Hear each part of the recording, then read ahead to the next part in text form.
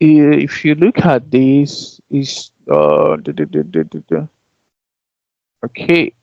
Um, okay, so, so uh this explains different what like it explains what a functional consultant is. What is functional consultants in Dynamics 365 finance and operations, right? So basically it's just telling you that the functional consultants are people who use the application, right, to implement business solutions, right? There are people who use the application. Most times they might not even use the application, but they know how to use the application. But they know how to talk to customers to make them want to like let them see the beauty of using this application. Like they can be sales people, right? They can be people who use the application to just run accounting, account receivables, account payables, and all of those things, general ledgers, and all those stuff, right? So it doesn't really necessarily have to be a technical role.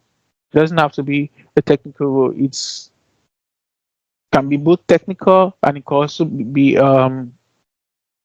in forms of consultation. Okay, all right. So um, now, if you look at this, was what I was trying to explain to us. So if you look at this, right, you can see if you go through different organizations, you will see all of these people in organizations, right? You have account payable stakeholders. You have, for instance, you have account payable manager. Like if you go to big banks, you will see these people. They work there. So this one, it doesn't have to be technical, but it has domain knowledge in accounting, right? So you see, they're different. There are treasurers, there are cash manager, there are controllers. You see, they are VP of sales. Everybody has a place in the That's what I'm just trying to say. Everybody has a place in the finance and operation application. There is job role for everyone. So irrespective of your background, whether you're technical or not, you have a place. So what you have to do is to see which part you're interested in. If you're interested in the functional parts, you build your skill along the functional part. If you have a technical background and you want to go into technical part, you build your skill in the technical parts. Okay. So you see there's also HR, which is human resource. There's also warehouse stakeholders and all of those things. So at your free time, you can go ahead and check those beautiful opportunities that exist with the finance and operation application. Okay. So moving on, I'm going to look further into the how this financial operation application works. So that's why we're looking at the architecture of the digital financial operations. Okay, it's an application, but how does it really work? Right? How is this set up? Right? So this is the schema, like this is the architectural diagram of financial operations. Okay. Now this is the main application itself. Right? Now, but these are the other parts that works with the application. I'm going to explain each and every part of this uh, and tell you how they work together. Now, the financial operation application incorporates with Microsoft Azure Active Directory, which is now known as the Microsoft Entra ID. Okay, and it also incorporates with Microsoft 365 Admin Center. Okay, and also depending on your deployment option, if you're using on premises, you will need to use your active Windows Server Active Directory. Now let me explain what that means. Now these 1, 2, 3, they are basically used and for for management of users and resources like licensing, creating and deleting of users, and all of that. Now, what this means is that for every application you are using, every application that you develop, for you to have users inside, you need to have a directory service. That directory service is responsible for user management, object management, and licensing and all of those stuff. With that, you can, for instance, taking going back to the financial operation application, if I want to have users in this application, they must exist somewhere. I can't just bring any user from anywhere, right? Because of security reasons. I can't just bring any user into the application. I can't just create any users into the application. If those users are not in my tenant, right, they must exist inside my tenant, right? Once those users exist in my tenant, then I can go ahead to create the user in the application, right? Now I can also decide to delete that user.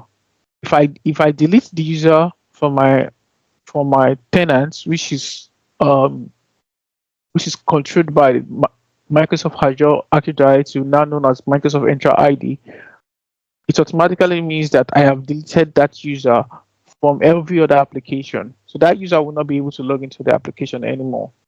So with the use of these directory services, this is for on-prem. This Windows Server Active Directory is for on-premises, meaning you are deploying the application on your own premises. So when we get to deployment option, we will get to understand the different deployment options, whether the cloud and whether also on premises as well.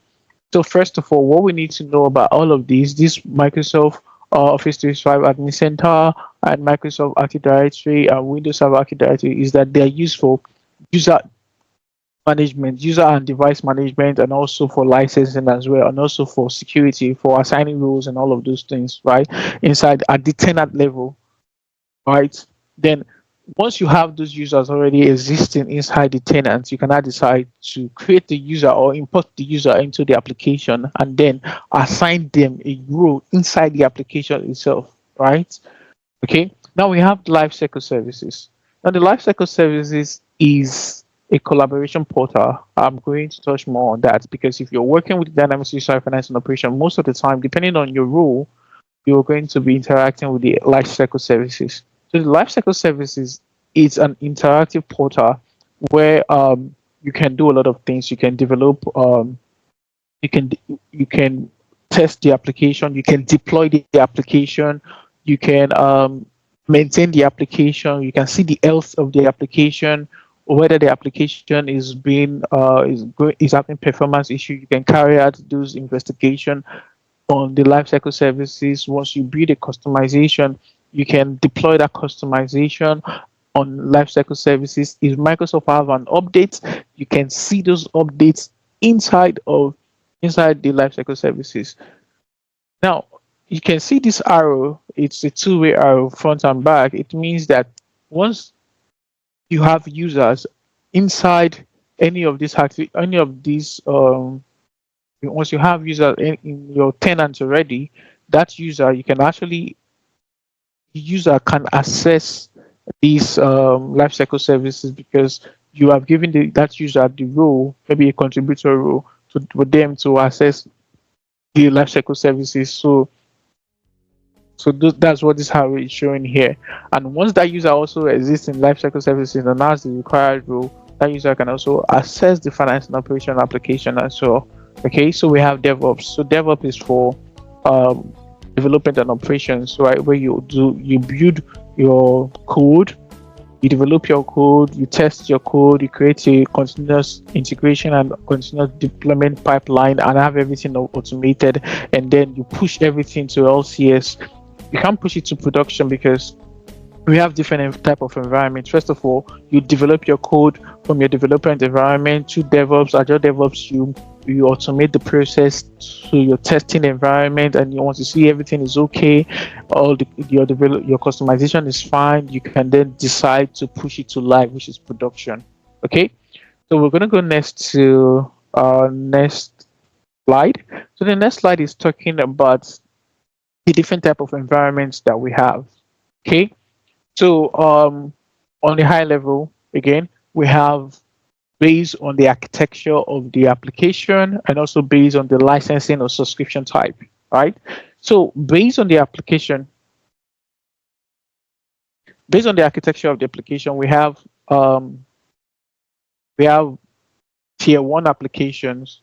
So the tier one applications are usually referred to as the development environment, which is known as the CHE, cloud hosted environment, right? So when I was explaining about DevOps, you heard me say something like, first of all, you develop your codes, right? You develop your code and then you push that code to your test environment, right?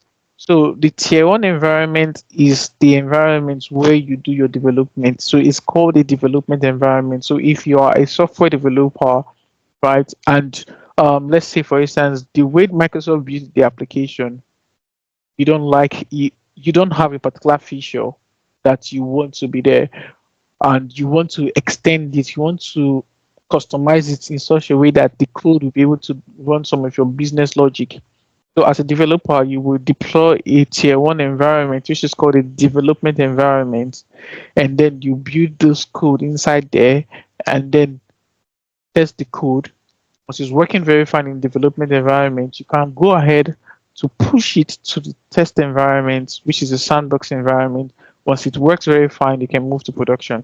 So moving on, talk about the tier two to tier five environment. These are referred to as sandboxes. They're also called UAT or test environments or QA environments. They're called UAT, called user acceptance test. Okay, so that's all the way from tier two to tier five. Okay, tier two to tier five. So those are referred to as sandboxes. So when you're once maybe you're working in a D365 environment, once you hear sandbox or once you hear UAT, you know they're talking about any of these ones: tier two, tier three, tier four, tier five, right? And then we also have the production environment, which is called the live environment. So the production environment is the one that users actually interact with, right? Is the one that users interact with. As a developer, you don't have you cannot just do anything on the production environment. Let me give you an instance. Let's say a bank application. Like the bank application has a development environment, it has a test environment, and also have the production environment. The production environment or the production application is the one on your phone. It's the one you interact with on your laptop. As a customer, that's the one you interact with, right? So you can't just like people just cannot just go and play with those ones, right? They have to be very careful. So in fact, in Dynamics 365 and operations, you cannot deploy anything into production without going through the test environment first of all. Okay. So now moving on based on licensing and subscription. So Microsoft have two types of environments. The first one is called the customer managed environment, and the other one is called the Microsoft managed environment. So what it means is that based on the licensing that you're using to deploy the application, you determine the type of environment you have. So going back, if you look at the tier one environment, you see in bracket it's called a cloud hosted environment, which is also known as a development environment. For this type of environment, they are what you need for this type of environment is an Azure subscription and an Azure subscription and access to LCS. So an access will be if you have an Office 365 license, you can deploy this application, right? So this application, this cloud-hosted environment, which is called customer managed environment based on licensing, is a tier one environment that is deployed under customers' license. Sorry, customer subscription on Azure. So you need a subscription in Azure before you can deploy a tier one application, a development environment, right?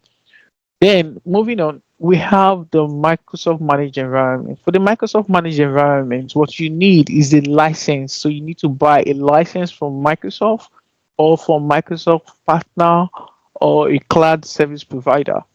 Right. So Microsoft have different people that sell licenses. So you need to buy a license from them. So once you buy that license, your application will be deployed under Microsoft own subscription, not your own subscription again, because Microsoft will be the one to manage the application now. So Microsoft will be the one to manage the environment, the VM or the containers in which your application is deployed on. The only thing you do is to ensure that you have access to your data, to the application, to be using it to carry out your business operation and all of those beautiful things. Okay. So I'm going to talk more on that. So now, env- this is in the tabular way. So we talk about environment type, the tiers, and the subscription. So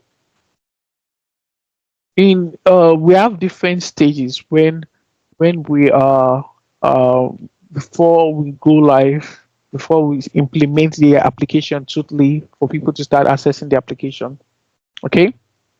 Now the first part, when you want to use the application, you can't just say, oh, I love this application, let's start using it. No, you first of all have to evaluate and do your analysis.